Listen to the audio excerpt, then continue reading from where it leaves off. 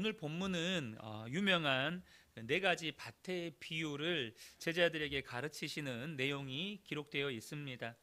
예수님께서는 회당을 떠나서 이제 바닷가에서 따로 무리들을 가르치셨는데, 이것은 회당 안에서 있었던 사건 때문이었습니다. 우리가 앞서 나누었던 것처럼 회당 안에서 손 마른 자를 고치시고, 또 귀신 들려서 말 못하고 듣지 못하는 자를 고치신 일 때문에 이 바리새인들과 논쟁이 벌어졌습니다. 그리고 그 바리새인들과 또 많은 무리, 그 회당 안에 있던 많은 무리들은 예수님을 거부하기로 결정했던 사람들입니다. 바로 그곳에서 나와서 예수님이 전하시는 말씀, 그러니까 그 예수님을 적대하는 사람들을 떠나서 예수님이 전하시는 말씀에 반응하고 그 말씀을 받아들이는 사람들에게 따로 이 말씀을 가르치신 것입니다. 먼저 오늘 본문에도 보면 예수님께서 비유로 여러 가지로 가르치셨다라는 말씀이 나오는데, 이 비유에 대한 설명을 잠깐 하고 오늘 본문의 내용을 더 나누기를 원하는데요. 예수님께서 무리를 가르치실 때 예화나 비유를 종종 사용하셨습니다. 이 비유는 영적인 진리를 잘 이해하지 못하거나 깨닫지 못하는 무리들에게 설명하고 이해시키려는 목적으로 어떤 친숙한 장면이나 일상생활의 물건이나 혹은 인간관계 등의 짧은 이야기를 활용하는 것입니다.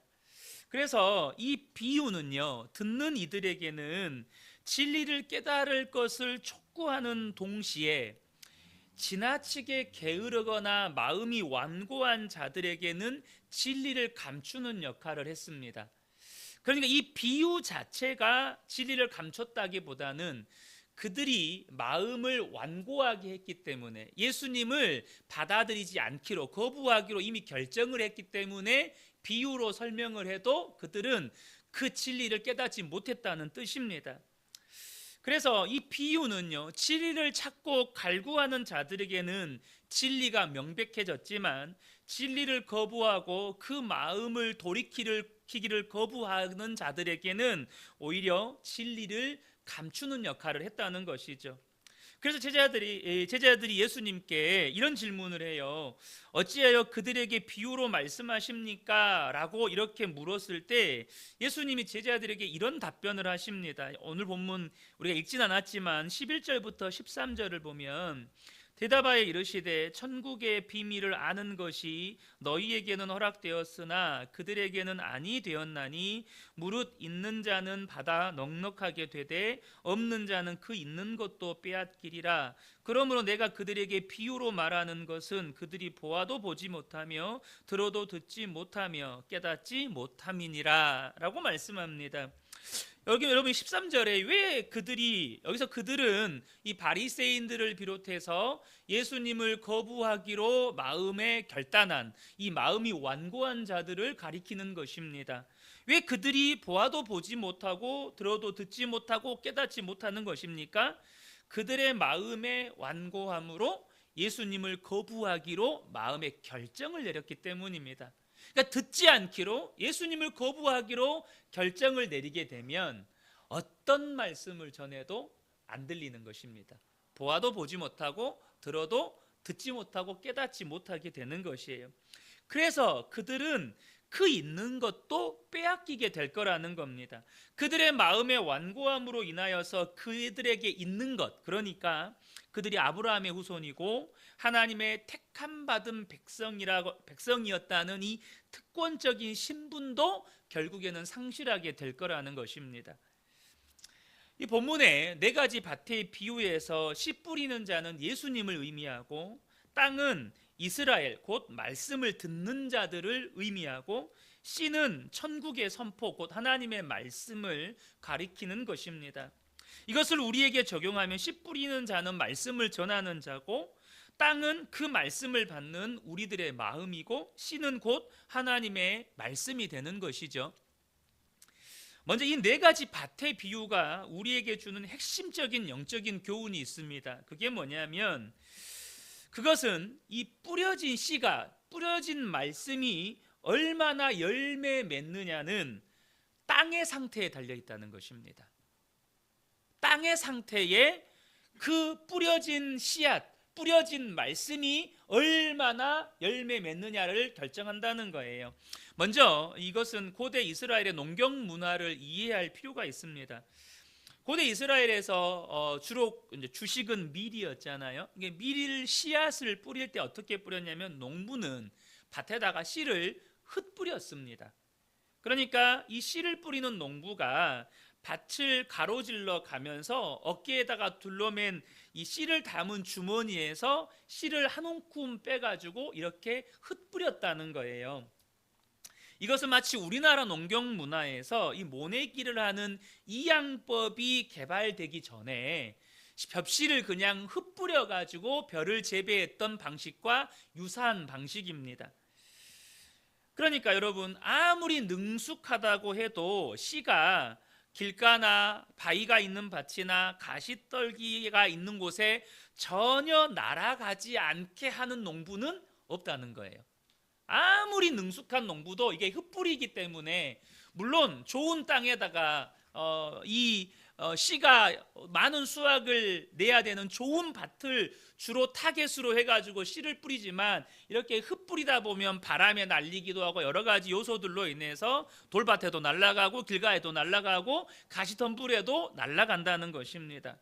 그래서 농부는 풍성한 추수를 보장하려면 어디에다가 씨가 많이 뿌려져야 돼요? 좋은 밭에 많이 뿌려져야 되니까 충분한 씨를 뿌린다는 거예요. 많이 뿌린다는 거예요. 많이 뿌리다 보면 또 돌밭이나 가시밭이나 또 길가에 뿌려지는 경우가 더 많아지겠죠. 이런 상황이 되는 것이죠. 결국 얼마나 수확하느냐는 그 씨가 떨어진 땅의 상태에 좌우되었다는 것입니다. 예수님 자신과 복음은 진리였습니다. 그러니까 농부나 씨에는 아무 문제가 없었다는 거예요. 예수님과 복음에는 아무 문제가 없었다는 것입니다. 유일한 변수는 씨앗이 뿌려진 땅의 상태라는 거예요. 본문에서 말씀하고자 하는 취지는 예수님도 완전하시고 씨앗도 완전하니까 변수는 딱 한 가지밖에 없어요. 땅의 상태. 물론 오늘날 말씀을 전하는 목회자는 부족함과 연약함이 많은 인간이고, 또한 목회자를 통해서 선포되는 말씀 또한 목회자 개개인에 따라서 말씀이 가진 본래적인 의미가 잘못 해석되거나 적용되는 경우도 있고, 또 목회자 개개인의 욕망에 따라서 오용되어서 온전하게 증거되지 못하는 경향도 있을 때가 있습니다. 그러나 본문이 우리에게 분명하게 전하려고 하는 의도는 뭐냐면, 완전하신 하나님의 말씀이 우리의 마음에 뿌려질 때 전적으로 그 말씀이 어떤 열매를 걷느냐, 얼마나 수확을 내느냐는 우리 마음의 상태에 따라 결정된다는 것입니다.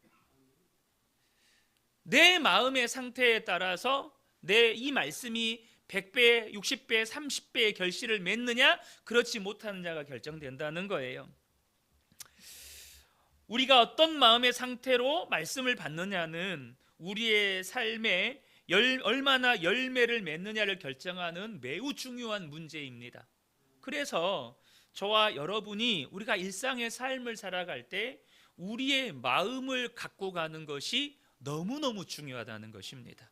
왜요? 말씀은 우리의 마음밭에 뿌려지기 때문에 그렇습니다.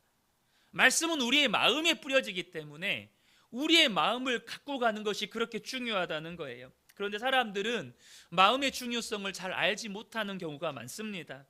마음의 중요성을 몰랐던 대표적인 부류의 사람들이 당시 종교 지도자들이었습니다. 그들은 자신들의 마음을 깨끗하게 해야 한다는 생각 자체를 아예 하지 못했던 것 같습니다. 그래서 그들은 복장부터, 눈에 보이는 복장부터 자기들이 거룩하고 의로운 사람인 것을 나타내려고 굉장히 화려한 복장을 입었습니다.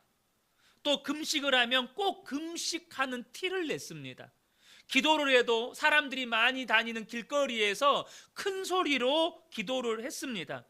그렇게 그들은 자신들의 내면을 가꾸는 데는 전혀 신경을 쓰지 못했고, 언제나 사람들에게 보이는 외적인 것을 화려하고 뭔가 사람들에게 박수받고 인정받을 만한 행동과 태도를 취하는데 그렇게 관심이 많았습니다. 그래서 예수님께서 그들에게 이런 비판을 하셨어요. 마태복음 23장 26절 27절을 보면 눈먼 바리새인이여 너는 먼저 안을 깨끗이 하라 그리하면 겉도 깨끗하리라. 화 있을진저 외식하는 서기관들과 바리새인들이여 회칠한 무덤 같으니 겉으로는 아름답게 보이나 그 안에는 죽은 사람의 뼈와 모든 더러운 것이 가득하도다. 그러니까 마음의 중요성을 전혀 몰랐던 바리새인들을 향해서 그들의 더러운 속을 예수님께서 비난하시면서 마음을 깨끗이 해야 된다는 거예요. 마음을 깨끗이 해야 겉도 깨끗하다는 거예요. 마음을 깨끗이 하지 않으면 겉이 아무리 화려하고 거룩해 보여도 그것은 결코 거룩하지 않다는 것입니다. 안타까운 것은 마음의 중요성을 모르는 성도들이 참 많습니다. 그래서 남에게 보이는 겉모습은 참 잘 가꿉니다. 당장 쉽게는 씻는 거, 항상 우리 씻고 나오잖아요. 씻는 거, 옷 입는 거, 화장하는 거. 이것은 당장 우리가 겉에 걸치는 거니까 여기에도 우리가 시간을 들이고 돈을 들이잖아요. 또 교회에 사람들 앞에 서면 사람들 앞에서 체면 차리는 거, 가정이나 아무도 없는 곳에서의 모습과 전혀 다른 모습으로 교회에 나와서 성도들을 만나는 것, 내 연약함이라고 여겨지는 것들은 꼭꼭 감추고 삽니다. 성도들과 교제를 해도 일정 거리를 둡니다. 여기까지는 안 됩니다. 여기까지만입니다. 그 이상의 속 이야기를 안 하려고 하죠. 그렇게 내 속을 감추면서 살려고 하는 사람들은 신앙생활이 경직될 수밖에 없습니다. 왜냐하면 자신이 드러내 보여줘야 하는 그 모습, 그 틀 속에 살아야 되기 때문에 언제나 경직될 수밖에 없고 자유함이 없고 신앙생활이 수고하고 무거운 짐을 지는 것 같은 버겁고 힘듦을 느낀다는 것이죠. 마음이 너무나도 중요하기 때문에 오늘 새벽에 잠깐 이 말씀 구절을 인용했었는데 사도 베드로가 마음을 단장할 것을 이야기합니다. 베드로전서 3장 3절과 4절인데요. 너희의 단장은 머리를 꾸미고 금을 차고 아름다운 옷을 입는 외모로 하지 말고 오직 마음에 숨은 사람을 온유하고 안정한 심령에 썩지 아니할 것으로 하라. 이는 하나님 앞에 값진 것이니라. 겉모습 너무 가꾸려고 하지 말고 너희의 속사람을 온유하고 안정한 심령에 썩지 않을 것으로 하라는 거예요. 썩지 않을 영원한 것으로 우리의 마음을 가꾸라는 거예요. 저와 여러분이 기억하셔야 합니다. 우리에게 선포된 말씀, 우리의 마음에 뿌려진 말씀이 얼마나 풍성한 열매를 맺느냐는 내 마음의 상태에 달려 있다는 것입니다. 내 마음이 지금 어떤 상태에 있느냐에 따라서 말씀을 들어도 들리지 않는 경우도 있고, 말씀을 듣고 마음의 은혜는 받지만 삶의 현장으로 나아가면 어느 순간 은혜는 다 사라져 있고, 분명히 말씀도 들었고 은혜도 받았고 삶의 소망도 분명히 가졌는데 또 삶의 어려움이나 고난이 닥치면 어느 순간 그 믿음은 다 사라져 있고, 근데 어떤 분은 말씀을 듣고 말씀에 순종해서 삶의 열매를 거두기도 합니다. 여러분, 우리의 마음의 상태에 달려 있다는 것입니다. 그런데 오늘 본문에서 우리가 발견하게 되는 놀라운 은혜가 하나 있는데요. 11절을 다시 한번 보겠습니다. 11절에 대답하여 이르시되 천국의 비밀을 아는 것이 너희에게는 허락되었으나 그들에게는 아니 되었나니 라고 말씀합니다. 여기에 예수님께서 천국의 비밀을 아는 것이 우리들에게 허락되었다는 것입니다. 여러분, 이것이 우리에게 주신 하나님의 은혜입니다. 하나님은 이 천국의 비밀을 아는 것을 영구적인 소유로, 나아가 제자됨에 구별된 표시로서 제자들에게, 그리고 오늘 예수를 믿는 모든 성도들에게 이 천국의 비밀을 아는 것을 허락해 주셨다는 거예요. 비록 부분적이긴 하지만 제자들은 예수 그리스도를 통해서 하나님의 나라가 그들 가운데 임했다는 비밀을 이해했습니다. 부분적이지만 그들은 이해했어요. 적어도 이 밤에 은혜를 사모함으로 하나님께 예배드리기 위해서, 하나님의 말씀을 듣기 위해서, 하나님께 기도하기 위해서 이 자리에 오신 분들에게는 천국의 비밀을 아는 것이 허락되었다는 것입니다. 하나님의 말씀을 들으면서 마음에 소원이 생기고, 하나님의 말씀을 들을 때 정말로 사모함이 생기고, 기도할 마음이 생기고, 다시금 삶의 현장에서 믿음으로 살아갈 담력이 생겼다면 그분은 천국의 비밀을 아는 것이 허락된 분이라는 것입니다. 여러분 믿으십니까? 여러분에게 예수님께서, 우리 하나님께서 천국의 비밀을 아는 것을 허락해 주셨다는 것이에요. 특별히 천국의 비밀을 아는 것이 복된 이유를 예수님께서 제자들에게 말씀해 주십니다. 16절과 17절을 보면, 그러나 너희 눈은 봄으로 너희 귀는 들음으로 복이 있도다. 내가 진실로 너희에게 이르노니 많은 선지자와 의인이 너희가 보는 것들을 보고자 하여도 보지 못하였고, 너희가 듣는 것을 듣고자 하여도 듣지 못하였느니라. 먼저 이 16절에 봄과 이 들음이라는 이 표현은 하나님의 말씀, 하나님의 계시에 대한 지식을 가리킵니다. 그러니까 하나님의 말씀을 깨달아 안 상태, 하나님의 말씀을 듣고 그것을 받아들여 그 말씀을 믿고 있는 상태를 보고 듣는 들음이라고 표현하고 있는 거예요. 근데 이 표현은요, 13절에 보면 보아도 보지 못하며 들어도 듣지 못하며 깨닫지 못함이니라 라는 이 구절과 정확하게 대조를 이루는 구절입니다. 그러니까 지금 이 말씀은요, 지금 저들은, 회당 안에서 예수님을 거부하기로 결단한 저들은 예수님을 거부하기로 결정했지만, 지금 이곳에 예수님과 함께한 제자들과 또 소수의 무리들은 예수님을 받아들였을 뿐만 아니라 또한 예수님이 전해주신 그 말씀을 더욱 깊이 이해하기를 원했다는 거예요. 하나님의, 예수님의 말씀이 무슨 뜻인지, 무슨 의미인지 더 깊이 알기 원하고 깨닫기 원하는 영적인 갈망을 가지고 있었다는 것입니다. 그래서 복이 있다는 거예요. 그들이 보고 듣고 있는 이것이 복이 있다는 거예요. 특별히 제자들이 다른 사람들보다 더 복이 있는 이유는 17절에 보면, 그들이 선지자들이나 의인들이 보기를 원했고 듣기를 원했지만 보지 못하고 듣지 못했던 그 계시, 그들의 입장에선 예언이죠. 그 예언을 이 제자들과 무리들은 직접 보고 들은 사람들이기 때문이에요. 구약에 있었던 선지자들이나 의인들은 하나님으로부터 들은 말씀을 예언했어요. 계시했어요. 그러나 그게 뭔지를 몰랐어요.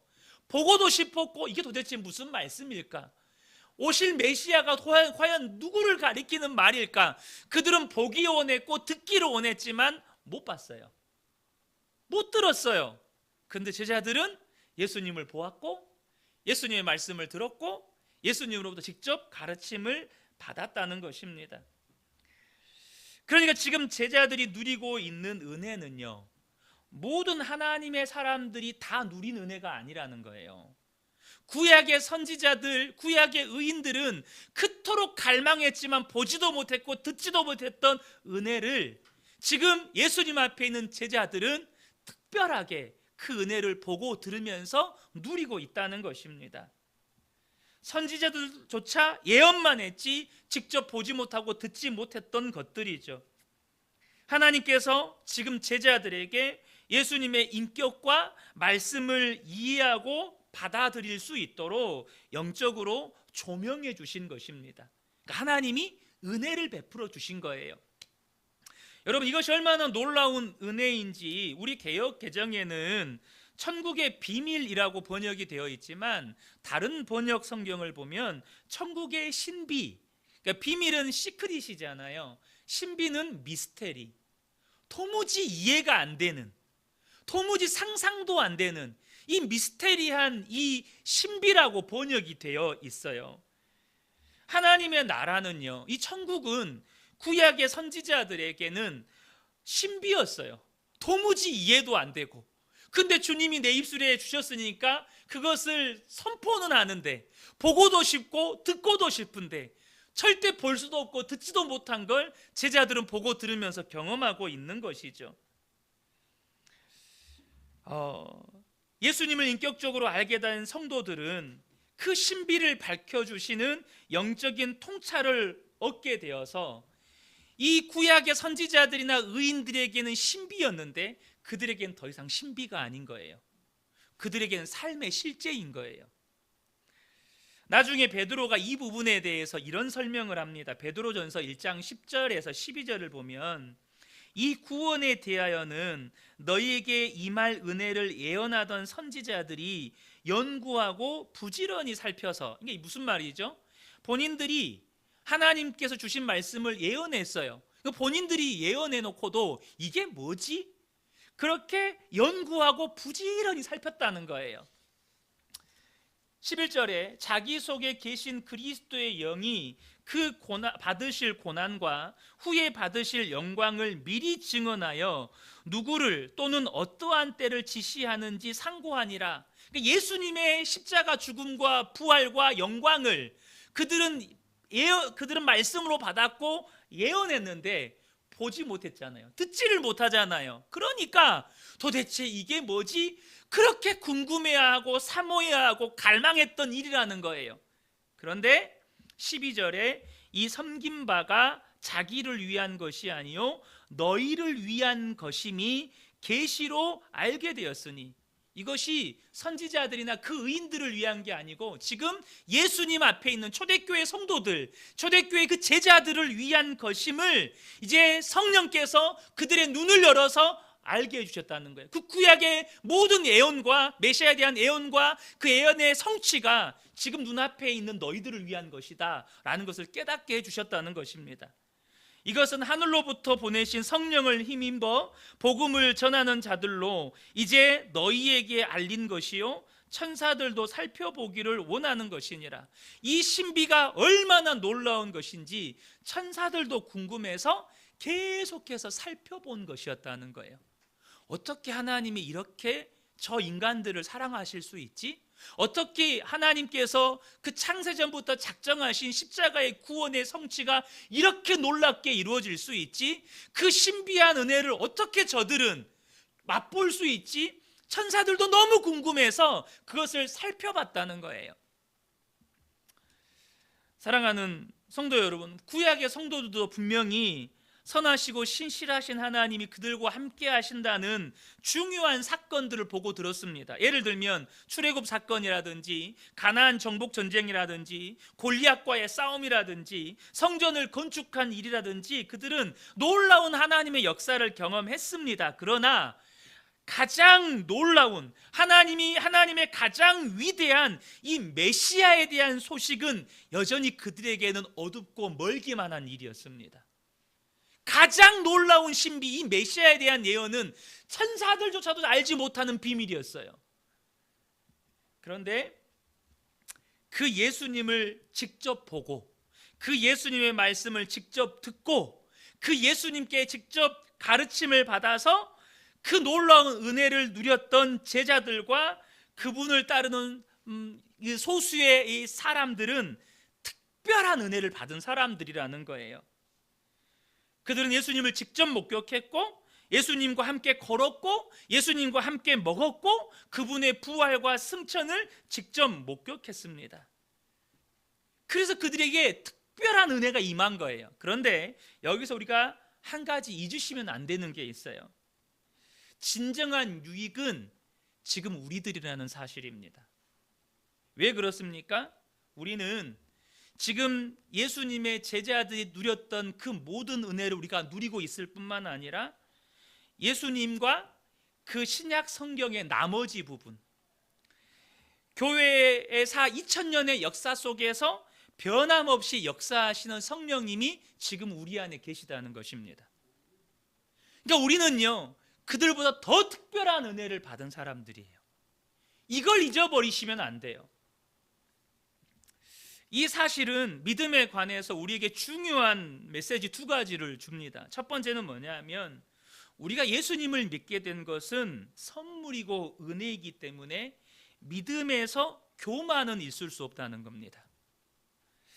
여러분, 우리를 구원하신 분도 하나님이시고 우리가 영적인 진리를 깨닫고 하나님의 나라를 믿음으로 바라볼 수 있도록 우리의 눈을 열어주신 분도 하나님이십니다. 우리가 예수를 믿게 된 데 있어서 우리가 어떤 기여한 게 없어요. 우리의 공로가 없다는 겁니다. 하나님이 우리에게 찾아오셨고 포기하지 않고 우리의 마음을 두드려 주셨고 어느 순간 우리의 마음을 열도록 역사해 주셨다는 거예요. 그래서 사실 우리는 내가 믿었다라는 표현을 쓸 수 없는 사람들이에요. 엄밀하게 따지면 내가 믿었다라는 표현을 쓸 수가 없는 사람들이에요. 사도 바울이 내가 나된 것은 하나님의 은혜로 된 것이다 라고 고백했던 것처럼 하나님께서 내 마음을 예수님을 향해 열어주셨습니다. 하나님이 내 믿음의 눈을 열어서 깨닫게 해주셨습니다. 여러분, 우리는 사실 그렇게 고백해야 되는 거예요. 내가 믿은 게 아니에요. 주님이 열어주셨어요. 주님이 찾아오셨어요. 주님이 포기하지 않고 내 마음을 두드려 주셨어요. 하나님의 때가 되니까 우리의 마음을 열게 해주셨어요. 여러분, 우리가 하나님을 믿는 데 있어서 교만이 있을 수가 없는 거예요. 우리 안에 선한 것이 없고 우리 안에 공로가 없다는 것입니다. 무엇보다 우리는 하나님의 은혜를 받을 자격이 없는 사람들입니다. 그래서 여러분, 우리가 지금 예수님을 믿고 있다는 이 놀라운 사실 앞에서 우리가 취해야 할 태도는 겸손입니다. 왜요? 내가 믿은 게 아니거든요. 내가 잘나서 믿은 게 아니거든요. 하나님의 은혜거든요. 또 다른 교훈은 뭐냐면 주님이 보게 하시고 듣게 하신 것들에 대해서 우리가 감사하고 기뻐할 뿐만 아니라 그 하나님께서 보게 하시고 듣게 하신 것을 우리의 삶의 자리에서 선용해야 한다는 것입니다. 무슨 말이냐면 다시 한번 17절의 말씀을 인용하면 많은 선지자들이 또 많은 의인들이 보기를 원했지만 보지 못했고 듣지 못했던 것들을 우리는 보고 있고 우리는 듣고 있습니다. 심지어 그것은 천사들도 살펴보기를 원했던 것들, 천사들이 경험한 은혜가 아니라 천사들이 그냥 살펴보기를 원했던 것들이었습니다. 또한 우리는 초대교회 성도들조차 읽지 못한 신약 성경과 지난 2000년 동안 변함없이 역사하신 성령님을 모시고 사는 사람들입니다.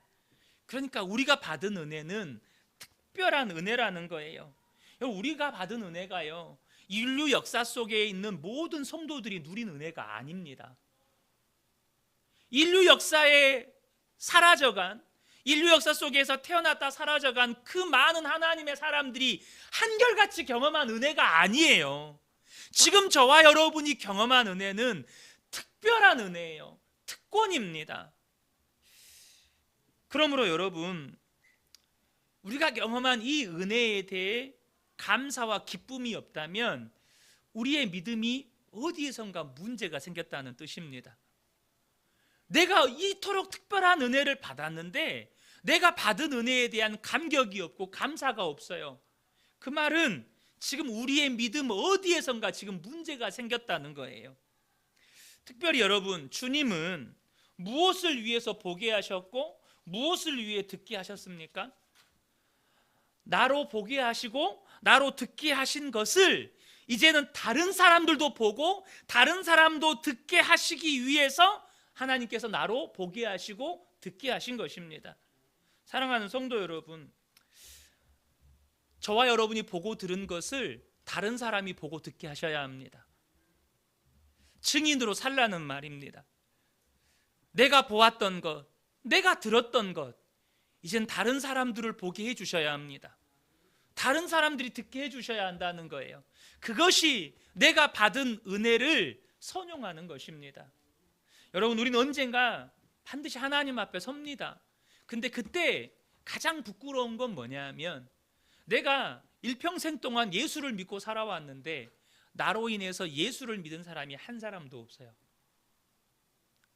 나로 인해서 예수를 믿은 사람이 없어요. 그렇다면 그 사람은 구원을 받아도 부끄러운 구원을 받은 것입니다. 부끄러운 구원을 받은 거예요. 나로 인해서 예수를 믿은 사람이 없다면. 사랑하는 성도 여러분, 여러분을 하나님께서 보게 하셨고 듣게 하셨습니다. 이제는 여러분을 통해서 하나님이 누군가가 보게 되고 듣게 되기를 원하신다는 것입니다. 끝으로 함께 살펴보기를 원하는 것은요, 설교의 서론 부분에서 말씀이 얼마나 풍성한 열매를 맺느냐는 우리의 마음의 상태에 달려 있다고 나누었었는데요, 우리의 마음을 어떻게 가꾸어 갈 것인가에 대한 문제입니다.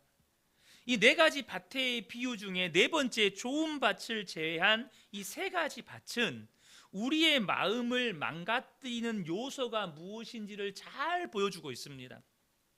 그것은 세 가지인데요, 길가, 돌밭, 가시떨기입니다. 우리가 마음을 가꾸려면 우리의 마음 안에 있는 길가와 돌밭과 가시떨기를 제거해야 한다는 것이죠.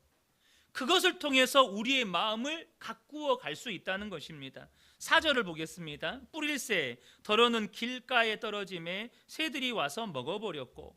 먼저 이 길가는요, 밭 사이에 사람들이 밀 씨앗을 뿌리잖아요. 근데 밭을 막 밟고 다니면서 뿌릴 수는 없잖아요. 그러니까 밭 사이사이에 사람들이 오고 가면서 다져진 그 길을 말하는 것입니다. 그러니까 넓은 길이 아니에요. 밭 사이사이를 이 농부가 오고 가면서 씨를 뿌리면서 거기가 단단하게 다져지면서 씨를 흩뿌릴 때 그 씨의 일부는 그 사람들이 오고 가서 다져진 그 길 위에 떨어지게 되는 것이죠.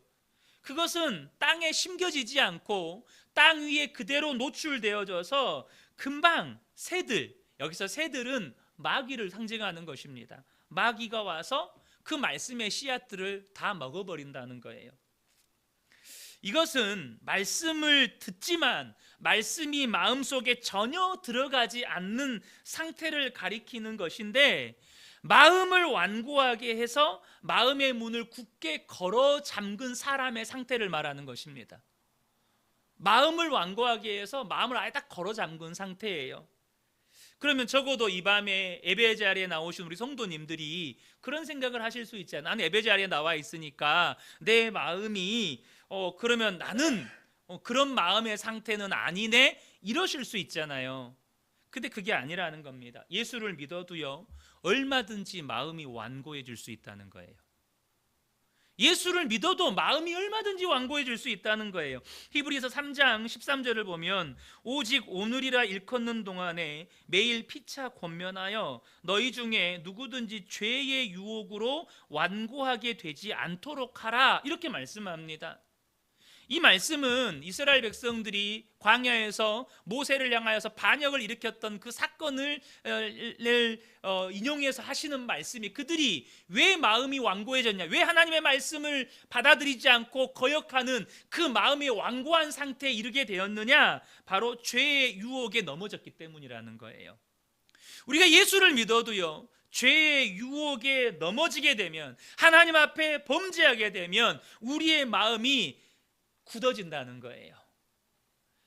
마음이 굳어진다는 거예요. 그래서 말씀을 들어도 마음에 말씀이 들어오지를 않아요. 이 자리에 앉아서 말씀을 듣고 있어도 내 마음이 죄의 유혹으로 넘어져 있는 상태라면 말씀이 내 마음에 안 심겨진다는 거예요. 그러므로 여러분, 저와 여러분이 마음을 갖고 가는 첫 번째 단계가 뭐냐면, 내 마음 안에 내 마음이 죄의 유혹으로 넘어지지 않도록 끊임없이 죄의 유혹과 싸우셔야 한다는 것입니다. 여러분, 마음을 갖고 가는 첫 번째 단계가 죄의 유혹에 넘어지지 않도록 죄와 싸우시는 삶을 사셔야 한다는 거예요. 우리가 다른 이유 때문에 우리가 죄와 싸워야 되는 게 아니라, 말씀을 들을 수 있는 우리가 마음 상태를 유지하려면 반드시 죄와 싸우시는 삶을 살아야 돼요. 여러분, 사도 바울은요, 죄와 정말로 피 흘리기까지 싸우라고 말씀하세요. 여러분, 정말 저와 여러분이 포기하지 않고 죄와 싸우셔야 합니다. 죄의 문제를 그대로 가지고 예배의 자리에 앉아 있어도요, 아무리 말씀을 들어도 말씀이 마음에 안 들어갑니다. 내가 말씀을 듣고 싶어도요, 그러니까 마음으로 나 말씀 들어야 돼. 그래도 죄의 문제가 말씀이 내 마음에 들어오는 것을 막아버립니다. 이걸 아셔야 돼요. 여러분, 죄와 싸우셔야 합니다. 두 번째는요, 돌밭에 대한 이야기인데요, 5절과 6절을 보면 더러는 흙이 얕은 돌밭에 떨어짐에 흙이 깊지 아니함으로 곧 싹이 나오나 해가 돋은 후에 타서 뿌리가 없으므로 말랐고 라고 말씀합니다. 이 돌밭은요, 돌이 많은 밭을 의미하는 게 아니고요, 돌이 있어요. 돌이 있는데 돌이 있는 게 문제가 아니고 흙이 얕은 게 문제예요. 흙이 얕은 게 문제예요. 돌이 있는데 돌이 있는 게 문제가 아니라 씨앗이 뿌려졌는데 그 씨앗이 뿌리 내릴 흙이 얕다는 게 문제예요. 이 사람들은요, 말씀에 담겨진 말씀 안에 놀라운 축복이 담겨져 있잖아요. 말씀 안에는 놀라운 하나님의 약속이 담겨져 있잖아요. 그래서 말씀을 들을 때 그 말씀의 축복과 약속을 들으면 얼마나 좋아요. 그래서 말씀을 들을 때는 그 말씀의 내용, 그러니까 말씀 안에 담겨 있는 약속과 축복이 너무 좋으니까 아멘 아멘 하고 받아요. 그런데 그래서 그것 때문에 처음에는 성장하는 것처럼도 보여요. 그 문제는 뭐냐 하면 씨앗이 뿌리 내릴 흙이 깊지 못하다는 거예요. 따라서 뿌리가 거의 없기 때문에, 씨앗에서 뿌리가 나긴 하는데 뿌리가 거의 없기 때문에 뜨거운 더위와 같은 환난이나 핍박이나 삶의 어려운 문제가 오면 말씀 속에 담겨진 그 약속, 하나님 안 지켜주시는구만, 뭐 예수 믿어도 아무 의미 없구만 하고 그것을 포기하고 넘어가 버린다는 거예요. 앞서 말씀드린 것처럼 돌밭의 문제는 돌이 문제가 아니고 흙이 깊지 않다는 게 문제입니다. 그래서 여러분, 이 사람은, 마음이 돌밭인 사람은요, 말씀이 뿌리 내릴 수 있는 흙을 쌓으셔야 돼요. 흙을. 다시 말하면 말씀이 뿌리 내릴 수 있는 영적인 환경을 만들어 가셔야 한다는 것입니다. 여러분 자신을 어떤 환경에다가 자주 노출시키시나요? 여러분 주변에 말씀에 순종하는 믿음의 사람들을 자주 만나고 그 사람들과 교제하는 이런 믿음의 환경에다가 나를 자주 노출시킵니까? 아니면 이 땅이 전부인 것처럼 살아가는 이 세상 사람들과의 환경 가운데 나를 더 많이 노출시킵니까? 여러분, 성경이 우리에게 가르쳐주는 중요한 가르침 가운데 하나는요, 사람은 환경에 영향을 받는 존재라는 거예요. 내가 어떤 영적인 환경에 살아가느냐에 따라서 내 믿음이 크게 영향을 받는다는 것입니다. 여러분, 성경에 홀로 믿음의 사람이 되는 경우는 없습니다. 우리 주변에 있는 믿음의 형제들과 함께 온전한 그리스도의 제자로 성장해 가는 것입니다. 에베소서 2장 22절 보면 너희도 성령 안에서 하나님이 거하실 초소가 되기 위하여 그리스도 예수 안에서 함께 지어져 가느니라. 그러므로 여러분, 말씀이 내 삶에 내 마음에 깊이 뿌리 내릴 수 있도록 영적인 환경을 만드는 작업을 하셔야 돼요. 믿음의 사람들을 만나고 믿음의 사람들과 교제하고 믿음의 사람들과 함께 기도하고 믿음의 사람들에게 기도 부탁하고, 여러분, 이 환경이 우리에게 반드시 필요하다는 것입니다. 근데 예배의 자리에 끝나고 삶의 현장으로 나가면 맨날 술 먹고 맨날 돈이 최고다고 말하고 세상에서 막 성공한 거 자랑하는 사람들과 늘 교제하고 계속해서 세상이 전부인 것 같은 사람들과만 교제를 하면 아무리 말씀을 들어도 내 마음에 씨앗이 뿌리 내릴 토양이 없는 거예요. 토양이. 여러분, 믿음의 사람들과 영적인 교제의 환경을 계속해서 만들어 가셔야 돼요. 세 번째는 가시떨기인데요, 7절을 보면 더러는 가시떨기 위에 떨어짐에 가시가 자라서 기운을 막았고, 이 가시떨기 상태에 있는 사람들은요, 말씀을 듣고 받아들입니다. 자기 마음에 뿌리 내리도록 허락도 하고, 또 그 말씀이 뿌리 내렸으니까 어때요? 이제는 열매 맺을 것에 대한 소망도 있습니다. 와, 이 말씀 붙들고 기도도 하거든요. 그래서 이 말씀이 내 삶에 이루어질 것에 대한 소망도 있어요. 근데 문제는 뭐냐? 이 구절을 해석해 놓은 22절을 보면 그 속에 세상의 염려와 재물에 대한 유혹이 있다는 거예요. 말씀을 붙들고 그 말씀이 내 삶 가운데 이루어지기를 기도하지만 그 속에 또 뭐가 공존해요? 세상 염려와 재물에 대한 유혹이 공존하고 있다는 거예요. 아니, 세상의 염려와 재물에 대한 유혹이 더 크다는 것입니다. 그래서 그 세상의 염려와 재물의 유혹이 내 마음을 어지럽혀서 하나님의 말씀을 질식시켜서 말씀이 열매 맺지 못하게 한다는 것입니다. 그럼 여러분, 내 속에 있는 세상의 염려와 재물의 유혹을 어떻게 처리해야 됩니까? 주님이 우리에게 말씀하셨어요. 여기는요, 이것은요, 저와 여러분이 믿음의 실험, 믿음의 훈련을 하셔야 합니다. 믿음의 실험을 끊임없이 하셔야 돼요. 믿음의 훈련을 끊임없이 하셔야 됩니다. 먼저 염려는 주님께 맡기는 훈련을 하셔야 됩니다. 베드로전서 5장 7절에 너희 염려를 다 주께 맡기라. 이는 그가 너희를 돌보심이라. 염려가 생길 때마다 주님, 이 염려를 주님께 맡기겠습니다. 근데 여러분, 한번 그렇게 고백하면 내뜸 그냥 염려가 맡겨집니까? 여러분, 우리는요, 염려를 지고 사는 것을 좋아하는 본성을 가지고 있습니다. 염려를 안 하고 살라니까 더 숨 막혀 죽을 것 같은 사람들 많아요. 그만큼 우리는 염려랑 친밀해요. 내가 입술로 한마디 고백한다고 해서 염려가 자연스럽게 맡겨지는 게 아닙니다. 염려가 찾아올 때마다 여러분 믿음으로 결단하시면서 하나님 앞에 고백하셔야 합니다. 주님, 이 염려를 주님께 맡기겠습니다. 근데 안 맡겨져요. 그 오래전 광고인데요. 그 지방이 광고 있어요. 지방이 그 다이어트 하시는 분들이 지방이 얼마나 찰떡같이 붙어서 안 떨어져 가는지, 지방이요 절대 내 몸에서 안 떨어지려 그래요. 얼마나 딱 붙어 있는지 몰라요. 그 떨어질 때 그 지방과 헤어져서 얼마나 서로 깨우는지 몰라요. 여러분, 염려가 그런다니까요. 염려가 안 떨어지려 그래요. 그래서 믿음의 실험과 훈련을 반복하셔야 돼요. 염려가 올 때마다 주님 맡기겠습니다. 근데 안 맡겨지잖아요. 주님 맡기겠습니다. 안 맡겨지잖아요. 그럼 어떤 고백이 나와요? 주님 맡기고 싶습니다. 진짜 맡기고 싶습니다. 주님. 안 맡겨지는 게 너무 고통스럽습니다.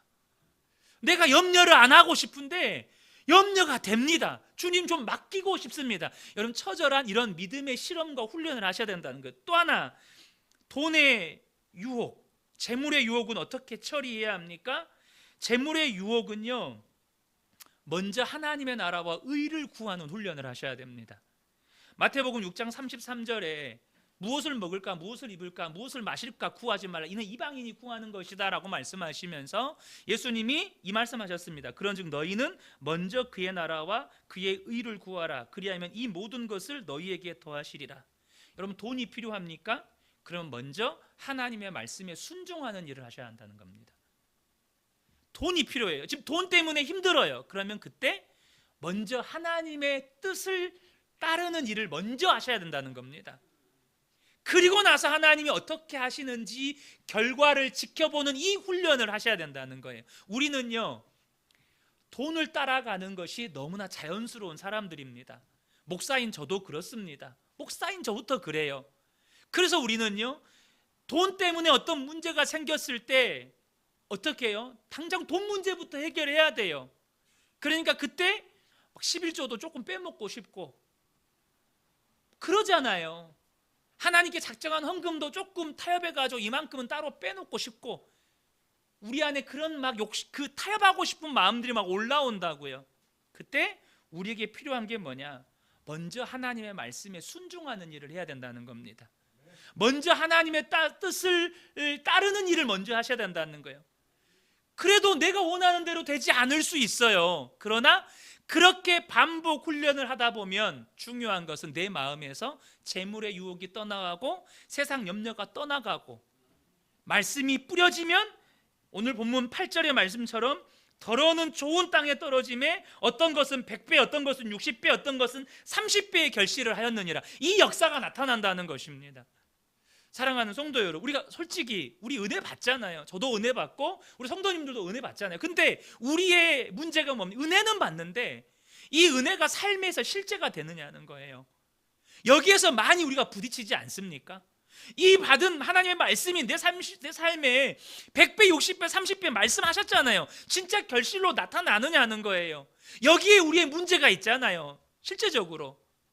그러면 정말로 내 마음이 지금 어떤 상태에 있는지 말씀 앞에 정직하게 직면하고, 아, 내 말씀이 지금 길가구나, 제 유혹에 넘어져서 내 마음에 내 말씀조차 안 들어오는구나, 아, 내 마음이 지금 흙이 너무 얕구나, 내 주변이 은혜의 환경이 아니고 온통 세상의 환경이구나, 아, 내 속에 세상 염려와 재물의 유혹으로 내 마음이 지금 너무 어지럽구나. 여러분, 믿음의 훈련을 통해서 마음을 갖고 가셔야 한다는 겁니다.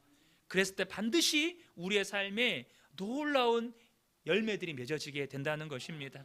이 밤에 함께 예배드린 우리 모든 성도님들이 하나님의 말씀이 삶에서 실제 열매로 맺어지는, 그것도 100배, 60배, 30배의 결실로 맺어지는 은혜를 누리시기를 예수님의 이름으로 축복합니다.